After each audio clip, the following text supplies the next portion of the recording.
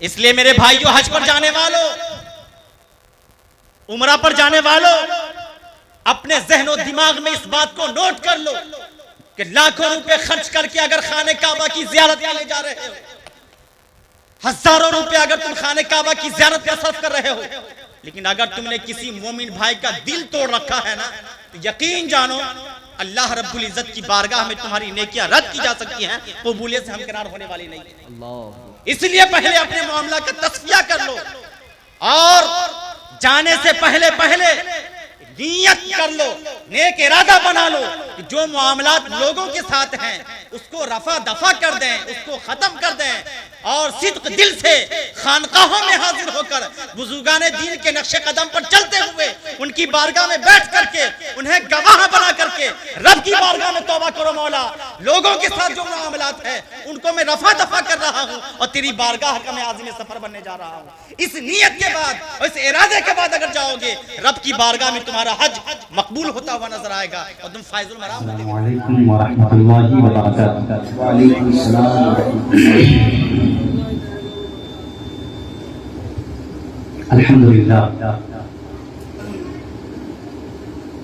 الحمدللہ وحدہ، والصلاة والسلام على من لا نبی بعدہ، وعلى آلہ وصحبہ اجمعین، ومن تبعهم بإحسان إلى يوم الدين، أما بعد، أعوذ بالله من الشيطان الرجيم، بسم الله الرحمن الرحيم، إن أول بيت وضع للناس للذي ببكة مباركا وهدى للعالمين، فيه آيات بينات مقام إبراهيم،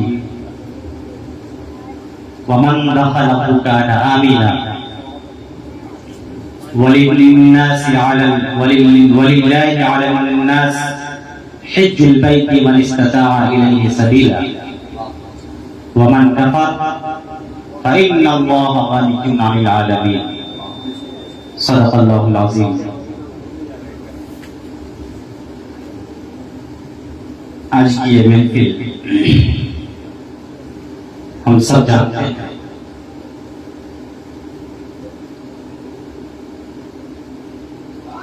خانقاہ خلیفی طیبی محمودی نوری کا ایک شہزادہ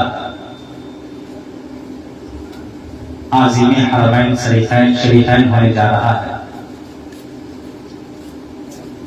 اسی بابرکت سفر کے موقع پر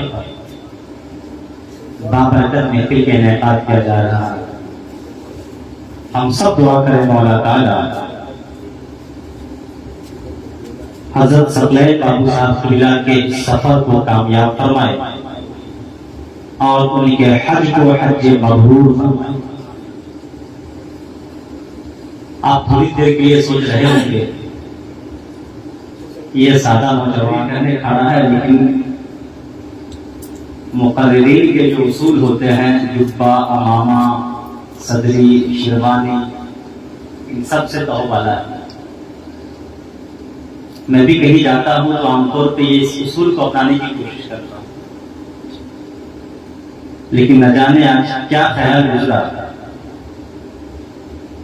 جب امامہ اور جبہ لینے کا وقت آیا نا، تو یہ سوچنے لگا کہ شاہوں کی بارگاہ میں امامہ لے کر جاتے ہیں، جہاں لوگ اپنے تاج کو، اپنے شاہ والی سلطنت کو جن کے قدموں پر رکھ دیا کرتے ہیں، وہاں تاج پال کر جاتے ہیں۔ صرف اس سوچ نے ہمیں یوں عام انداز میں آنے پر مجبور کر دیا۔ اللہ کی بارگاہ میں دعا کرے مولا تعالیٰ ہم سب کو فیضان محمودی سے مالا مال فرمائے۔ میں حضرات کے لیے تھوڑی دیر آیا سامنے،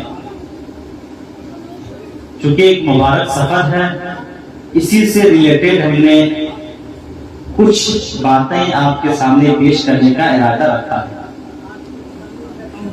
اگر آپ سنیں گے نا سنجیدگی کے ساتھ تو میں سمجھتا ہوں کہ شاید ہر ایک کے دل و دماغ میں علم میں کہیں نہ کہیں اضافہ ہوگا. یہ سفر کہاں کا ہو رہا ہے؟ مکہ المکرمہ. میں نے اس وقت سورہ آل عمران کی ایک آیت تلاوت کی.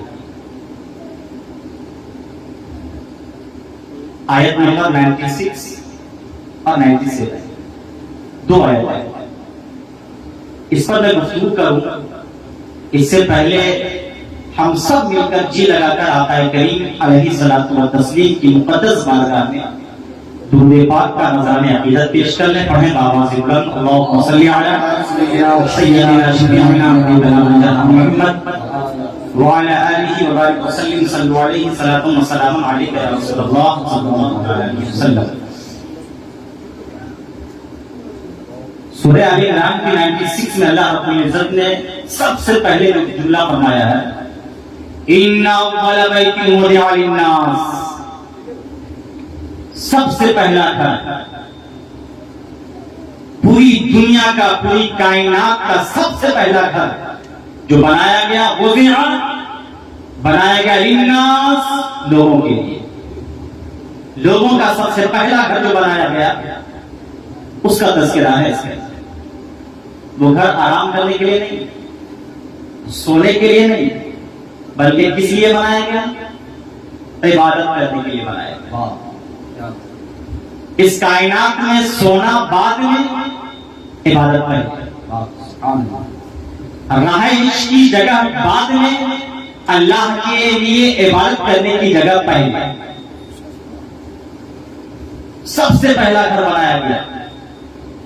اس وقت پوری زمین چٹیل میدان تھی. نہ گھر تھے, نہ مکانات تھے, نہ کسی کائنات میں کوئی ابھری ہوئی چیز کا وجود تھا سوائے پہاڑوں کی.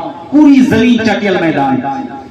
سب سے پہلے اللہ رب العزت نے ایک گھر بنایا. کس لیے بنایا؟ عبادت کے لیے. کہاں بنایا؟ اللہ نے کہا للذی ببکۃ, اس جگہ بنایا جس جگہ کو مکہ المکرمہ کہا. سبحان اللہ سبحان اللہ. اچھا اللہ نے کیا کہا؟ للذی ببکۃ, مکہ نہیں ہے, کیا ہے؟ ببکۃ. ہم لوگ مکہ صرف جانتے ہیں, بکہ نہیں جانتے. مکہ ہی کو بکہ بھی کہا جاتا ہے اور مکہ بھی کہا جاتا ہے. کیا بات. اچھا یہاں اشارہ کر دوں تھوڑا سا کہ بکہ کیوں کہا جاتا ہے. اس میں میم اور با, مکہ اور بکہ, میم اور با دونوں کے دونوں ایک دوسرے سے مخرج کے اعتبار سے قریب ہے. ما با, میم با, مخرج کے اعتبار سے قریب ہے, اس لیے اس کو بکہ بھی کہا جاتا ہے اور مکہ بھی کہا جاتا ہے. دوسری وجہ اس کی یہ ہے کہ مکہ کا بکہ کا معنی ہوتا ہے ایسی جگہ جہاں بھیڑ ہو, رش ہو, ازدحام ہو, ہجوم ہو. مکہ ایک ایسی جگہ ہے جہاں ہر وقت ہر لمحہ فرزندان توحید کی ایک بھیڑ لگی رہتی ہے. اس لیے مکہ کو اللہ رب العزت نے قرآن میں مکہ سے تعبیر فرمایا. کیا بات, واہ. آپ دیکھ لیں حج کرنے جو لوگ جاتے ہیں, کچھ لوگ سمجھتے ہیں کہ رات کے سناٹے میں جاؤں گا تاکہ حجر اسود چومنے کا موقع مل جائے. لیکن جب رات کے 3 بجے بھی پہنچتے ہیں نا وہ لوگ, یا 2 بجے بھی دیکھتے ہیں ویسے ہی بھیڑ لگی ہوگی. وہ وقت کبھی خالی رہنے کا وقت ہے ہی نہیں. وہ جگہ ایسی ہے جہاں ہر وقت بھیڑ لگی رہتی ہے. تو یہ تو اس ضمن بات کی جو ہم نے اشارہ کر دیا. بکہ اور مکہ دونوں لفظ. اللہ کے نبی صلی اللہ علیہ وسلم کی بارگاہ میں ایک صحابی حاضر ہوتے ہیں, حضرت ابو ذر غفاری. وہ کہتے ہیں یا رسول اللہ ایک سوال. حضور نے پوچھا گیا یا رسول اللہ سب سے پہلے کون سی مسجد پوری دنیا کے اندر بنائی گئی؟ تو نبی پاک صلی اللہ علیہ وسلم نے جواب دیا سب سے پہلی مسجد مسجد الحرام. زم خانے کعبہ کہتے ہیں نا, پورا ایریا مسجد حرام, مسجد حرام ہے. پھر انہوں نے سوال کیا حضور دوسری مسجد؟ تو حضور نے فرمایا دوسری مسجد مسجد بیت المقدس. دوسری مسجد بیت المقدس. تو پھر تیسرا سوال ہوا یا رسول اللہ دونوں کے درمیان مدت بننے کے لحاظ سے کتنا ہے، کتنی مدت ہے؟ نبی پاک صلی اللہ علیہ وسلم نے فرمایا کہ مسجد حرام کے بننے کے 40 سال کے بعد حضرت ابراہیم خلیل اللہ علیہ السلام نے بیت المقدس کی بھی تعمیر فرمائی۔ دونوں مسجد کے درمیان 40 سال کا ڈسٹینس ہے، 40 سال کا فاصلہ۔ اللہ نے کیا فرمایا؟ ان اول بیت وضع للناس، سب سے پہلا گھر جو کائنات کے اندر بنایا گیا وہ خانہ کعبہ ہے، وہ اللہ کا گھر ہے جو عبادت کے لیے بنایا گیا۔ اور اس گھر کے بارے میں آقا کریم صلی اللہ تعالی علیہ وسلم ارشاد فرماتے ہیں النظر الی الکعبۃ عبادت، کعبہ کی طرف اپنی نگاہوں سے دیکھنا بھی عبادت ہوا۔ آپ کسی مسجد کی طرف دیکھ لیں، نماز نہ پڑھیں مسجد میں، کیا آپ کو ثواب مل جائے گا؟ آپ کسی خانقاہ میں چلے جائیں، نماز نہ پڑھیں، صرف خانقاہ کی زیارت کرتے رہ جائیں، بلڈنگوں کو دیکھتے رہ جائیں، ثواب ملے گا؟ نہیں ملے گا۔ اللہ رب العزت نے صرف خانہ کعبہ کو یہ اہمیت عطا فرمائی ہے کہ بندہ اگر وہاں نماز نہ بھی پڑھے، روزہ نہ بھی پڑھے اس ٹائم میں، حالانکہ ٹائم پہ پڑھنا ہی ہے، لیکن اگر اس ٹائم نماز نہ بھی پڑھے، صرف محبت بھری نگاہوں سے خانہ کعبہ کی زیارت کرتا رہے تو اللہ رب العزت اس کے نام اعمال میں ثواب۔ اور ایک حدیث پاک میں تو یہاں تک آیا ہے، آقا کریم ارشاد فرماتے ہیں کہ اللہ رب العزت کی 120 رحمتیں نازل ہوتی رہتی ہیں۔ کتنی رحمتیں؟ 120 رحمتیں۔ 60 رحمتیں کعبہ کے پاس طواف کرنے والوں کو ملتی ہیں۔ جو لوگ طواف کرتے ہیں اللہ کی طرف سے 60 رحمتیں انہیں ملتی ہیں۔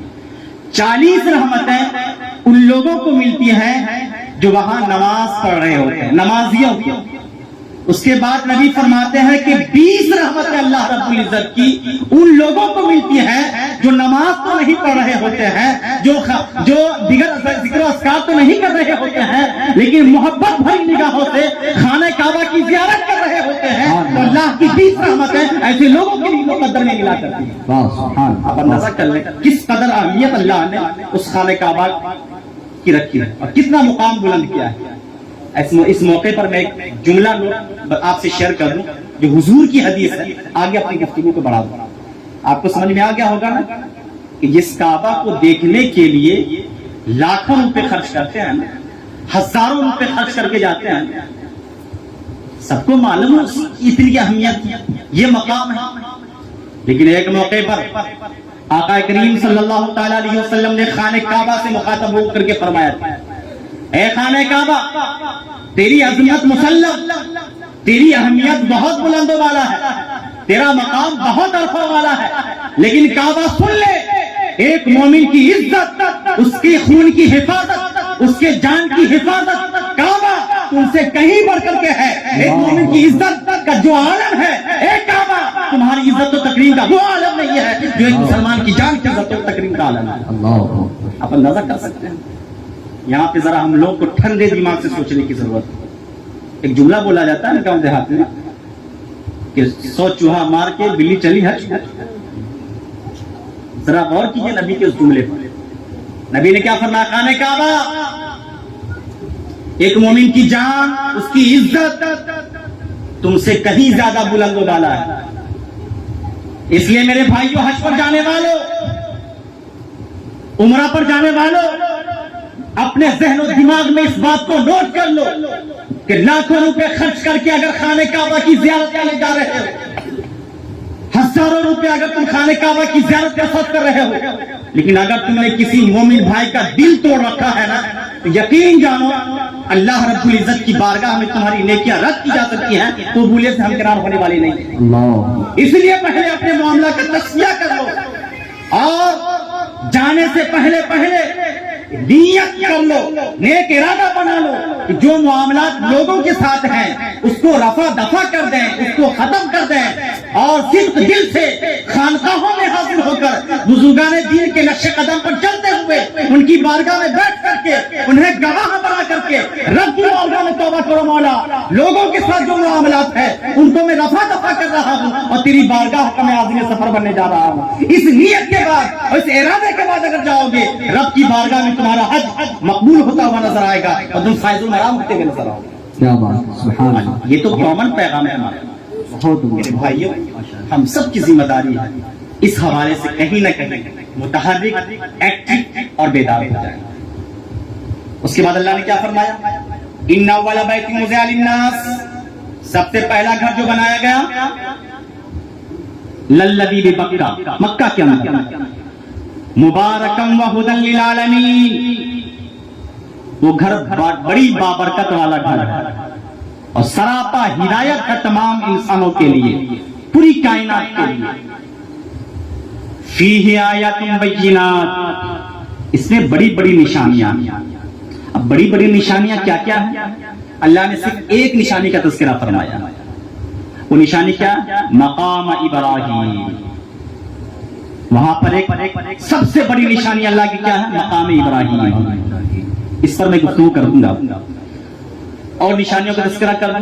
حجر اسود ہے، زمزم شریف ہے، صفا مروہ ہے، سب پر اگر میں تھوڑی تھوڑی باتیں رکھوں گا تو بات لمبی ہو جائے گی، اس لیے مختصر میں سنیں۔ اللہ نے کیا فرمایا؟ فیہ آیات بینات مقام ابراہیم، اس میں بڑی بڑی نشانیاں۔ ایک نشانی کیا ہے کہ مقام ابراہیم ہے۔ وہ مقام ابراہیم کیا ہے؟ حضرت ابراہیم علیہ السلام جب خانہ کعبہ کو بنانے لگے نا، تو آج کے زمانے میں جب بلڈنگ آپ بناتے ہیں تو سیڑھی لگا لیتے ہیں تاکہ اوپر دیوار جوڑ سکیں۔ حضرت ابراہیم علیہ السلام جب دیوار کھڑی کرنے لگے نا خانہ کعبہ کی، تو اب دیوار جب لمبی ہو گئی تو اب آگے کیسے جوڑیں؟ اس وقت تو سیڑھی تھی نہیں، تو حضرت ابراہیم نے اپنے بیٹے اسماعیل سے کہا کہ جاؤ کوئی پتھر ڈھونڈ کر کے لاؤ تاکہ اس پتھر پر کھڑے ہو کر کے ہم خانہ کعبہ کو اور تعمیر کر سکیں۔ حضرت اسماعیل علیہ السلام چلنے لگے، باپ کا حکم تھا نا، جب بیٹا باپ کے حکم کے مطابق زندگی گزارنے لگتا ہے نا تو راستے کی رکاوٹیں بھی دور ہونا شروع ہو جاتی ہیں۔ چل دیے پتھر کی تلاش میں، مدد کرنے کے لیے حضرت جبرائیل حاضر ہوتے ہیں۔ سبحان اللہ، کیا بات، سبحان اللہ۔ حضرت جبرائیل حاضر ہوتے ہیں، کہتے ہیں حضور کیا تلاش ہے؟ پتھر کی تلاش۔ حضرت جبرائیل علیہ السلام جبل ابو قبیس کے پاس لے کے جاتے ہیں اور فرماتے ہیں کہ یہ پتھر ہے، اس کو آپ لے جائیں۔ حضرت اسماعیل علیہ السلام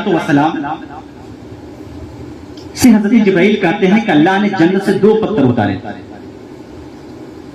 ایک پتھر یہ ہے جس پر کھڑے ہو کر کے آپ اپنے والد کو کہیں کہ خانہ کعبہ تعمیر کریں، اور ایک پتھر کو خانہ کعبہ کے اندر نصب کر دیں، لگا دیں۔ کیا بات، جس کو ہم آج حجر اسود کہتے ہیں۔ یہ 2 پتھر جبل ابی قبیس کے پاس ملے۔ حضرت اسماعیل اس پتھر کو لے کر کے آتے ہیں۔ خصوصیت دیکھیں، اگر آپ کو گھر تعمیر کرنے ہو نا، چھوٹی سیڑھی کا ایک حد ہوتا ہے نا، وہ حد ختم ہو جائے بڑی سیڑھی کا سہارا لینا پڑتا ہے۔ حضرت ابراہیم علیہ السلام جب اس پتھر پر کھڑے ہو کر کے خانہ کعبہ کی دیوار کھڑی کرنے لگے تو روایتوں میں آتا ہے کہ جوں خانہ کعبہ کی دیوار بڑھتی چلی جاتی، وہ پتھر جس پر ابراہیم علیہ السلام کھڑے ہو کر کے خانہ کعبہ کی تعمیر کر رہے تھے، وہ پتھر بھی دھیرے دھیرے اوپر کی طرف بلند ہونا شروع ہو جاتا۔ کیا بات، پتھر بڑھتا جاتا، حضرت ابراہیم خانہ کعبہ کی تعمیر کرتے چلے گئے۔ یہ نمایاں خصوصیت ہے مقام ابراہیم۔ مقام ابراہیم ہے کیا؟ جس پتھر پر کھڑے ہو کر حضرت ابراہیم نے خانہ کعبہ کو تعمیر کیا تھا، اسی پتھر کو مقام ابراہیم کہتے ہیں۔ کیا بات، اور اسی مقام ابراہیم کے بارے میں اللہ نے فرمایا وَاتَّخَذُوا مِن مَقَامِ إِبْرَاهِيمَ مُصَلًّى، مقام ابراہیم کے پاس اگر جاؤ تو نماز ادا کیا کرو، اس لیے کہ وہاں پر کھڑے ہو کر نماز پڑھ کر کے اگر بندہ رب کی بارگاہ میں دعائیں کرتا ہے تو پروردگار عالم اس کی دعاؤں کو اپنی بارگاہ میں قبول فرماتا ہے۔ وہ مقام ابراہیم ہے۔ نبی پاک صلی اللہ تعالی علیہ وسلم کا طریقہ یہ تھا کہ جب بھی وہاں پہنچتے تھے نا تو ضرور مقام ابراہیم کے پاس نماز پڑھا کرتے تھے۔ اس لیے میں گزارش کروں گا جو لوگ بھی عمرہ کرنے جائیں یا حج کرنے کے لیے جائیں، اس مقام پر ضرور 2 رکعت نفل نماز پڑھیں اور رب کی بارگاہ میں دعائیں کریں۔ میں نے تو ایک اہم بات جو بتانی تھی وہ میں بھول ہی گیا۔ آپ سے شیئر کر دیتا ہوں چونکہ بات بہت اہم ہے. حضرت ابراہیم علیہ السلام نے خانہ کعبہ بنایا تھا، لیکن اس سے پہلے کئی مرتبہ خانہ کعبہ بن چکا تھا. سب سے پہلے فرشتوں کی جماعت نے خانہ کعبہ کو بنایا تھا. اللہ نے حکم دیا کہ جنتی پتھر لے جاؤ، جنتی نور لے جاؤ. فرشتے لے کر کے آئے اور خانہ کعبہ کو انہوں نے احاطہ دے دیا. وہاں خانہ کعبہ کی تعمیر ہوئی. جب حضرت آدم علیہ السلام کو جنت سے نکالا گیا نا، نکالے جانے کے بعد پھر انہوں نے رب کی بارگاہ میں دعا کی، ربنا ظلمنا انفسنا وان لم تغفر لنا وترحمنا لنكونن من الخاسرین. اے میرے مولا، ہم نے اپنی جانوں پر ظلم کیا ہے. اے میرے پروردگار، اگر تو ہم پر رحم نہ فرمائے، ہماری خطاؤں کو نہ بخش دے تو ہم خسارے اٹھانے والوں میں ہو جائیں گے. مولا ہماری خطاؤں کو بخش دے. آدم کی دعا قبول ہو گئی. اب جب دعا قبول ہو گئی تو جنت میں جانا چاہیے تھا. جنت کی نعمتیں انہیں ستا رہی تھی. کاش بھی جنت میں دوبارہ جانے کا موقع مل جاتا. کاش جنت کی نعمتیں، جنت کی بہاریں دوبارہ نصیب ہو جاتی.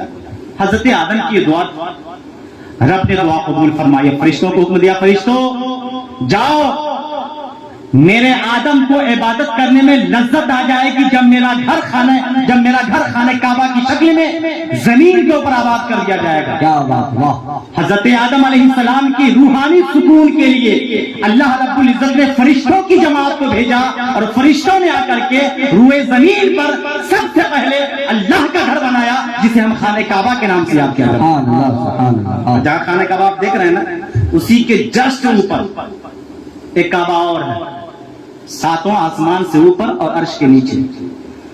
اس کعبے کو کیا کہتے ہیں؟ بیت المعمور کہتے ہیں. یہ فرشتوں کا کعبہ ہے. اور جو روئے زمین کے اوپر کعبہ ہے، یہ انسانوں کا کعبہ ہے. بتایا جاتا ہے جو ہی دونوں کے درمیان بالکل اسٹریٹ میں سیدھا ایک دم اوپر بیت المعمور فرشتوں کا کعبہ اور نیچے خانہ کعبہ جو انسانوں کے لیے بنایا گیا. اس کے بعد پھر حضرت آدم کو حکم دیا گیا، آدم اب تم مٹی اور گاڑے سے دوسری مرتبہ خانہ کعبہ بناؤ.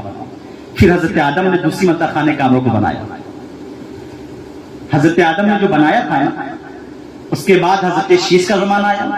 حضرت آدم ہی کے بیٹے حضرت شیش نے دوبارہ اس کو بنایا. گویا 3 مرتبہ ہو چکے. حضرت شیش نے جو خانہ کعبہ کو بنایا تھا وہ تقریباً طوفان نوح تک چلا. پھر نوح علیہ السلام کے زمانے میں طوفان نوح آیا، سب غرق ہو گیا. اس کے بعد پھر ابراہیم خلیل اللہ کا زمانہ آتا ہے، جس کے بارے میں ہم نے تفصیل کے ساتھ بتایا کہ ابراہیم خلیل اللہ نے خانہ کعبہ کی تعمیر فرمائی. تو ان اول بیت وضع للناس، سب سے پہلا گھر جو اللہ رب العزت کی عبادت کے لیے بنایا گیا وہ خانہ کعبہ ہے مکہ المکرمہ کے اندر. اس کے بعد اللہ نے کیا فرمایا؟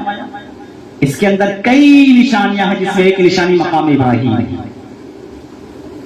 اس کے بعد آپ ذرا غور کیجئے، اس خانہ کعبہ کی جب تعمیر ہو گئی نا، ہم سب جانتے ہیں کہ جو چیز باقیمت ہوتی ہے نا، اس کو بہت چھپا کے رکھا جاتا ہے.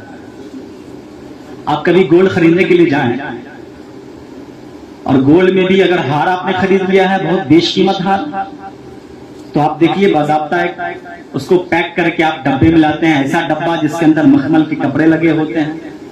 جو چیز جتنی باقیمت ہوتی ہے اس کو اتنی ہی چھپا کے رکھا جاتا ہے، اتنی ہی جو ہے سیفٹی کے ساتھ رکھا جاتا ہے. اس لیے عورتوں کو پردے کا حکم دیا گیا. عورتیں باقیمت چیز ہوا کرتی ہیں، اس لیے انہیں پردے میں رہنا ہے. جو چیز جتنی زیادہ باقیمت ہوتی ہے اس کو اتنی ہی احترام کے ساتھ رکھا جاتا ہے. آپ نے مسجدیں دیکھی ہوں گی، مسجدوں پر کبھی غلاف نہیں چڑھایا جاتا. خانقاہ میں آپ حاضر ہوئے ہیں، ان خانقاہوں میں کبھی غلاف نہیں چڑھائے جاتے. لیکن آپ نے دیکھا ہے ایک گھر ایسا بھی ہے اللہ رب العزت کا گھر، خانہ کعبہ، کہ پورے خانہ کعبہ کے اوپر غلاف چڑھایا گیا ہے. یہ اس کی عزت، اس کی تقریب کو بتانے کے لیے ہے. اور سب سے پہلا غلاف کعبہ جس شخص نے چڑھائی تھی سیدنا ابراہیم خلیل اللہ علیہ السلام کے سیدنا اسماعیل ذبیح اللہ نے سب سے پہلے خانہ کعبہ پر غلاف چڑھایا تھا، اس کی تعظیم کو بلند کرنے کے لیے، اس کی اہمیت کو بتانے کے لیے. ایک روایت میں یہ بھی آتا ہے کہ ایک بادشاہ تھا یمن کا، تو تباہ حميري، اس نے سب سے پہلے غلاف چڑھایا تھا. کیوں چڑھایا تھا پتا ہے؟ اس کا ارادہ تھا خانہ کعبہ کو ڈھانپنا. لوگ کھینچے چلے آ رہے ہیں، جوق در جوق، ہجوم در ہجوم، لوگ خانہ کعبہ کے پاس آ رہے ہیں. یمن کا رہنے والا یہ بادشاہ سوچتا ہے یار سب لوگ وہیں جاتے ہیں، چلو خانہ کعبہ کو ڈھا دیا جائے. اس نیت سے نکلا تھا. راستے میں طوفان، آندھی، بارش خوب ہوئی، بندہ پریشان ہو گیا. اس کے عالموں نے بتایا کہ تمہارا ارادہ بہت غلط ہے، اس ارادے سے توبہ کرو اور اس کے بدلے میں خانہ کعبہ کے اوپر غلاف چڑھاؤ، تب تمہاری دعا رب کی بارگاہ میں قبول ہوگی. بتایا جاتا ہے دوسری روایتوں میں کہ سب سے پہلے یمن کا رہنے والا بادشاہ تبا حميري نے خانہ کعبہ پر غلاف چڑھا کر کے اپنے ناپاک ارادے سے توبہ کی، پھر اس کی توبہ رب کی بارگاہ میں قبول ہوگی. اس لیے غلاف کعبہ بنایا جاتا. اب تو ماشاءاللہ ایک فیکٹری بن گئی بازار پر جو سالوں سال غلاف کعبہ کی تیاری میں رہتی ہے، اور 8 ذی الحجہ کو خانہ کعبہ پہ غلاف چڑھایا جاتا ہے. حضور تو بہتر جانتے ہوں گے، جب حاضر ہوں وہاں پہ تو 8 ذی الحجہ کا ضرور انتظار کریں اور دعا کریں ہم لوگوں کے لیے بھی کہ ہم لوگ کا مقدر جگمگائے کہ اس منظر کو اپنی نگاہوں کے سامنے دیکھ سکیں. پہلے اصل 10 ذی الحجہ کو غلاف کعبہ چڑھایا جاتا تھا، اب 8 ذی الحجہ کو چڑھایا جاتا ہے جو کہ حج کا ٹائم رہتا ہے. اب ذرا میں اپنی گفتگو کو آگے بڑھاؤں. اللہ نے کیا فرمایا؟ فیہ آیات بینات، اس میں کئی نشانیاں ہیں ارد گرد. ایک نشانی کا تذکرہ کیا اللہ نے مقام ابراہیم، میں بتا چکا. دوسری نشانی ہے آب زمزم. کیا ہے؟ آب زمزم. آپ نے دنیا میں بہت پانی دیکھے ہوں گے، گنگا جل ہے، جمنا جل ہے، بہت سارے جل ہیں. بہت سے تالاب بھی آپ نے دیکھا ہو. ایک ایسا وقت بھی آتا ہے کہ تالاب خشک ہو جاتا ہے، ہوتا ہے کہ نہیں؟ خود گنگا کا پانی جب گھٹنے لگتا ہے تو اور پانی تو دور کی بات. لیکن آب زمزم شریف کی یہ خاصیت ہے کہ جب سے آب زمزم قائم ہے اس وقت سے لے کر آج تک زمزم کا پانی کبھی خشک نہیں ہوا ہے، بلکہ روز بروز بڑھتا ہی چلا جا رہا ہے. بلکہ ایک اخباری رپورٹ کے مطابق میں بتاؤں کہ آب زمزم سے 1 گھنٹہ میں 67,400 لیٹر پانی لوگ لیتے ہیں اور اپنے گھروں کو لے کر کے جاتے ہیں. 1 گھنٹہ میں 68,400 لیٹر پانی. آج تک آپ نے سنا ہے کہ زمزم کا پانی خشک ہو گیا ہے، کم پڑ گیا؟ دوسری بات بتاؤں اس کی خصوصیت. تالاب وغیرہ میں آپ نے دیکھا ہوگا کہ نیچے سے کائی جم جاتی ہے، پانی کے اندر جراثیم پیدا ہو جاتا ہے. لیکن آب زمزم شریف کی خصوصیت یہ ہے کہ جب سے وہ قائم ہے، 4,500 سال پہلے سے قائم ہے، بلکہ 5,000 سال پہلے، اس وقت سے لے کر کے آج تک زمزم شریف میں کے پانی میں نہ جراثیم پیدا ہوا، نہ زمزم شریف کے کنویں کے اندر آج تک نہ کھائی پیدا ہوئی، نہ گندگی پیدا ہوئی. یہ سب سے بڑی خصوصیت ہے. اور اس زمزم کے بارے میں آقا کریم صلی اللہ تعالی علیہ وسلم ارشاد فرماتے ہیں. کیا فرماتے ہیں؟ جب بندہ زمزم کو جس نیت سے پیتا ہے اللہ رب العزت اس کے عطا فرما دیتا ہے. آپ نے دنیا کی کوئی ایسی دوا دیکھی ہے کہ کوئی دوا ہر بیماری میں کام آ جائے؟ لوز موشن ہے آپ کو، لوز موشن کی دوا لینی ہوگی. سر درد ہے تو سر درد کی دوا لینی ہوگی. زخم ہے تو آپ کو زخم کی نیت سے پی رہا ہے کہ زمزم شریف پی کر کے ہماری پیٹ کی بیماریاں دور ہو جائیں تو زمزم اس میں کام آتا ہوا نظر آتا ہے. اگر بندہ اس نیت سے زمزم کو پیتا ہے کہ ہماری دلی کدورتیں ختم ہو جائے تو دلی نفرتیں ختم ہونے لگتی ہیں. بندہ اس نیت سے اگر پیتا ہے کہ اس کے پینے کی برکتوں کا سایہ ہم پر ہمیشہ کے لیے قائم رہے تو اس کو وہ برکتیں نصیب ہوا کرتی ہے. دنیا کی کوئی ایسی طاقت نہیں ہے، دنیا کے اندر کوئی ایسی دوا نہیں ہے جو ہر بیماری کے اندر کام آئے. زمزم شریف کو یہ خصوصیت حاصل ہے کہ جو بیمار جس نیت سے پیتا ہے اس بیماری میں اسے شفا ملتی ہوئی نظر آتی ہے. ذرا غور کیجیے کیا نمایاں مقام اللہ نے زمزم شریف کو عطا فرمائی. اور اسی زمزم کے بارے میں نبی مکرم صلی اللہ تعالی علیہ وسلم نے ایک موقع پر بلکہ اکثر زمزم کا پانی لیتے، جو بیمار ہوتا اس کے بدن پر چھڑک دیتے، ایسے ہی بیمار لوگوں کو زمزم کا پانی پلاتے جاتے. اسے سمجھ میں کیا آتا ہے کہ یقیناً زمزم بیمار لوگوں کے لیے ایک شفا ہے، نسخہ شفا ہے. اس لیے ہمیں چاہیے کہ جب بھی اگر زمزم پانی آئے نا بہت شوق سے اس کو نوش کیا کریں، اور ہر حاجی جب حج کرنے جاتا ہے تو اسے ضرور لاتا ہے۔ یہ تو زمزم کی بات تھی۔ دوسری اہم بات، ایک بات اور بتا دوں اعلیٰ حضرت کے حوالے سے۔ عرض فرماتے ہیں کہ زمزم شریف کی جو خصوصیت ہم نے دیکھی ہے نا وہ یہ ہے کہ ہر موسم میں ہر وقت اس کا ذائقہ بدلتا رہتا ہے، ہر وقت بدلتا رہتا ہے۔ کبھی وہ زمزم میٹھا نظر آئے گا، کبھی وہ کھارا نظر سمجھ میں آئے گا۔ اور وہ فرماتے ہیں کہ جب آپ رات کے 2 بجے یا 2:30 بجے اس زمزم کو پیو گے نا تو وہی زمزم سے ایسا محسوس ہوگا کہ گویا گائے کا سفید دودھ، تازہ دودھ دور کر کے آپ کو پینے کے لیے دیا گیا۔ یہ اپنا تجربہ شیئر کرتے ہیں۔ کون شیئر کرتے ہیں؟ اعلیٰ حضرت علی تعالی۔ یہ زمزم شریف کی خصوصیت۔ یہ تو 2 نشانی ہو گئی۔ فی ہے آیات بینات، مقام ابراہیم، اس میں کئی نشانیاں، ایک نشانی مقام ابراہیم، دوسری نشانی ہم نے کیا بتائی؟ زمزم، اور تیسری نشانی ہے حجر اسود۔ کیا ہے؟ حجر اسود، جس کا ایک اجمالی تذکرہ ہم نے اس سے پہلے کیا تھا۔ حجر اسود کے بارے میں یہ بات ہے کہ یہ جنتی پتھر ہے۔ یہ 2 پتھر جنت سے لائے گئے تھے، جو مقام ابراہیم پہ ہے اور دوسرا پتھر جو حجر اسود۔ بتایا جاتا ہے بہت وائٹ پتھر تھا، یہ بہت سفید، اتنی سفیدی کہ حدیث میں آتا ہے کہ اگر اس کے اندر کی سفیدی ختم نہ ہوتی نا تو کائنات میں کوئی روشنی ہو یا نہ ہو، صرف اس 2 پتھر کی روشنی پوری کائنات کی روشنی کے لیے کفایت کر جاتی ہے۔ اس قدر چمک اس پتھر کے اندر۔ اور قیامت کے دن یہی پتھر اللہ رب العزت اس پتھر کو زبان عطا فرمائے گا، ہونٹ بھی عطا فرمائے گا۔ اور آقا کریم صلی اللہ تعالی وسلم فرماتے ہیں کہ کل قیامت کے دن جو بندہ اس حجر اسود کو چوما ہوگا، حجر اسود کو اللہ زبان عطا فرمائے گا، اور وہ حجر اسود رب کی بارگاہ میں کھڑے ہو کر کے اس بندے کی سفارش کرتا ہوا نظر آئے گا کہ مولا اس کے گناہوں کو معاف فرما دے، دنیا میں رہ کر کے اپنے ہونٹ سے اس نے مجھے چوما تھا، اس کی برکت سے مولا اس کے گناہوں کو معاف فرما دے۔ یہ برکت ہے کس کی؟ حجر اسود۔ اس لیے موقع ملے نا ضرور کوشش کریں۔ بہت سے لوگ استلام سے کام لیتے ہیں۔ استلام کا مطلب چوم تو نہیں پاتے ہیں لیکن دور ہی سے ایسے کر لیتے استلام۔ لیکن کوشش کرے ایک ایسا وقت بھی آئے سر رکھ دے چومیں۔ یہ بہت کم لوگوں کو نصیب ہوا کرتا ہے۔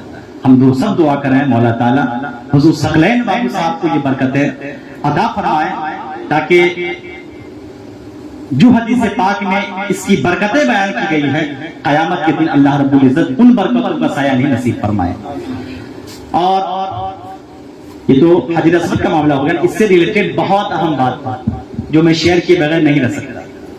حضور کے زمانے میں بھی خانہ کعبہ ایک مرتبہ تعمیر کیا گیا تھا۔ یہ حجر اسود کا معاملہ ایسا ہے نا، جو اس زمانے کے پجاری بھی تھے نا، خانہ کعبہ کے اندر بت رکھ کر پوجتے بھی تھے نا، وہ لوگ بھی حجر اسود کو بڑی محبت کی نگاہ سے دیکھتے تھے، بڑی تعظیم کرتے تھے۔ خانہ کعبہ کو تعمیر کر دیا گیا نا، حجر اسود باہر تھا۔ اب قبیلے کا جتنا شخص تھا سب کہہ رہا تھا کہ حجر اسود کو ہم اپنے ہاتھوں سے خانہ کعبہ کے اندر نصب کریں گے۔ ایک جھگڑا ہو گیا، ایک قبیلہ کہہ رہا کہ یہ کام میں کروں، دوسرے قبیلے کے لوگ کہہ رہے تھے یہ کام میں کروں، آپس میں جھگڑے کی نوبت۔ آخر کار لوگوں نے ایک فیصلہ کیا کہ چلو صبح کے وقت جو شخص یہاں پر حاضر آئے گا ہم اس کو اپنا جج، اپنا فیصلہ تسلیم کر لیں گے، اور وہ جو فیصلہ کرے گا ہم اس کے فیصلے کو ایکسپٹ کر لیں گے۔ پیغمبر کی زندگی ہے، اور کتنی سال کی زندگی پتا ہے؟ 22 سالہ زندگی، اونلی 22 سالہ زندگی۔ 22 سے 23 سالہ زندگی میں اتنا بڑا فیصلہ کرنا تھا کہ اگر صحیح فیصلہ نہ ہو تو خون کی ندیاں بہہ پڑیں۔ چنانچہ دیکھیں ان لوگوں نے تو مشورہ کیا صبح کے ٹائم جو آئے، اتفاق دیکھیے کہ صبح کے وقت میرے آقا صلی اللہ علیہ وسلم کا وہاں سے گزر ہوا۔ تمام لوگوں نے کہا کہ اس سے بہتر جج ہمارے کوئی ہو ہی نہیں سکتے، انہیں اپنا فیصلہ بنا لیا جائے، اور حجر اسود کو یہ جہاں نصب کر دیں گے جس طرح کا یہ فیصلہ کریں گے ہم سب کو ان کا فیصلہ تسلیم ہے۔ 22 سال کی عمر ہے، ہم میں سے کتنے نوجوان یہاں پر ہوں گے جن کی 22 سالہ عمر ہے؟ ہوگی. لیکن دیکھیں وہ تجربہ نہیں ہوتا اس عمر میں. 40 سال کے بعد انسان کے اندر تجربے پیدا ہوتے ہیں, تجربے کی بڑی منزلوں پر فائز ہوتا ہے. پیغمبر کی 22 سالہ زندگی ہے, اس زندگی میں ایک بہت بڑا فیصلہ کرنا تھا. اگر فیصلہ ڈھنگ کا نہ ہو تو خون کی ندیاں بہہ پڑے. پیغمبر نے تمام قبیلے والوں کو بلایا. ہر قبیلے کا ایک سردار ہوا کرتا تھا وہاں, اور آپ نے ایک چادر منگوائی.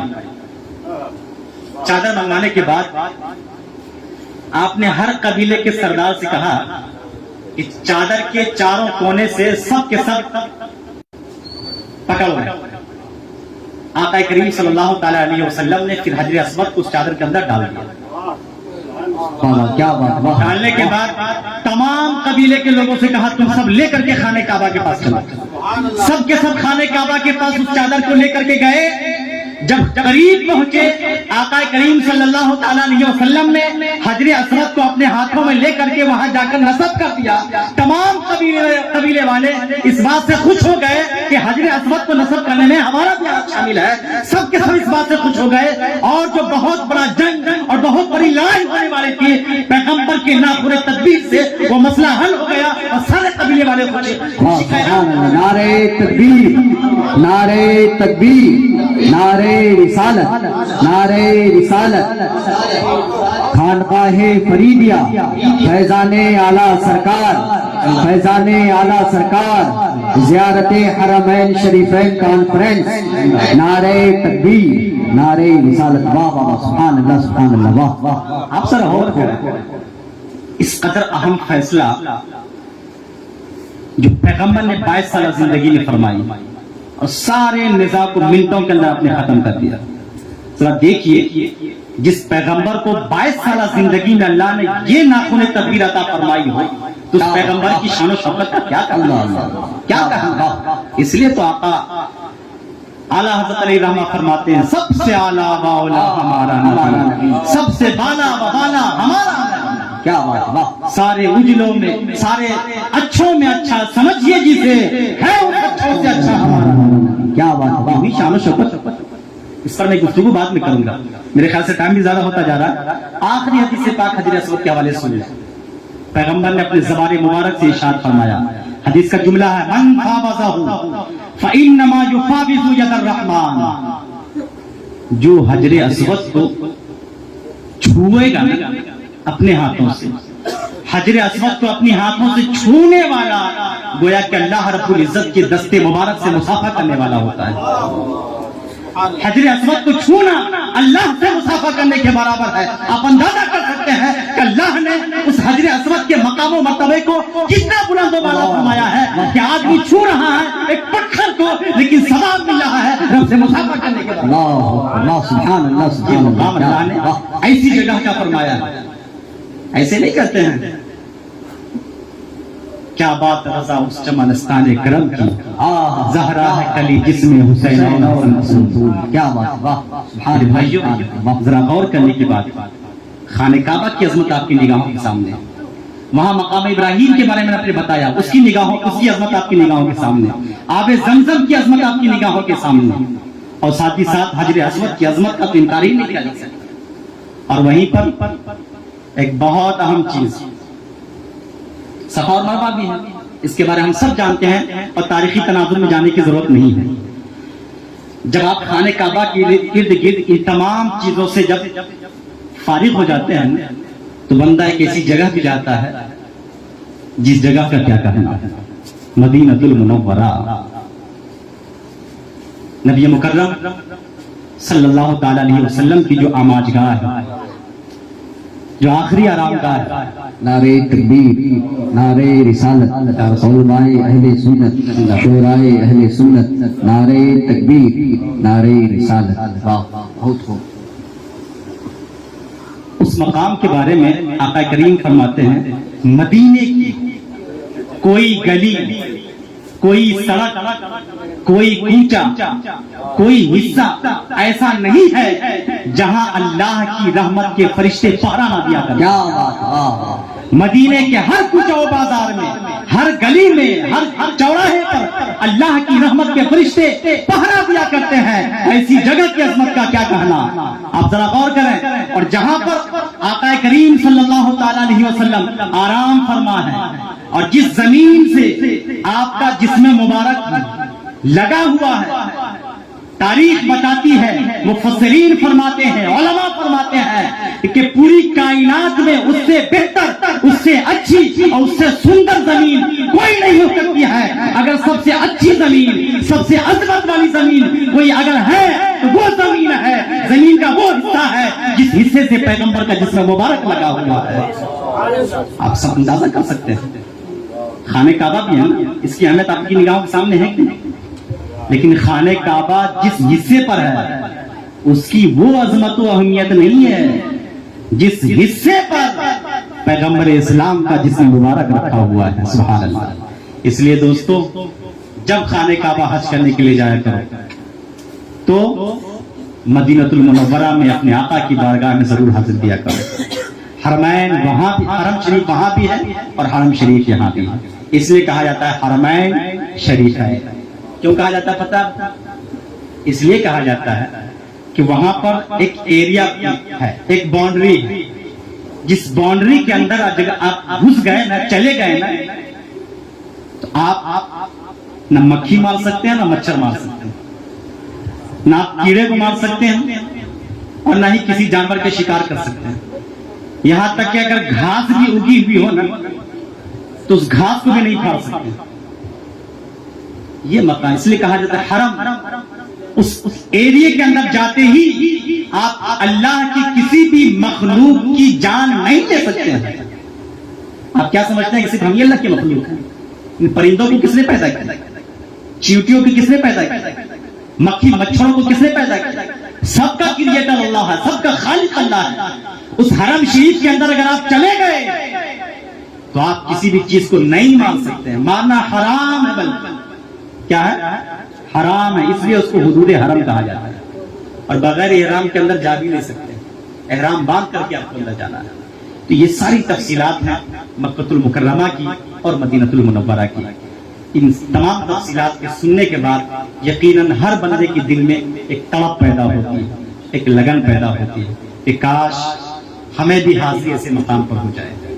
اور آخری بات بتا کر کے اپنی گفتگو کو ختم کر دوں. جو میں نے پہلے بتایا تھا نا کہ خانہ کعبہ جہاں پر ہے اس سے جسٹ اوپر، ساتوں آسمان کے اوپر اور عرش کے نیچے بیت المعمور ہے.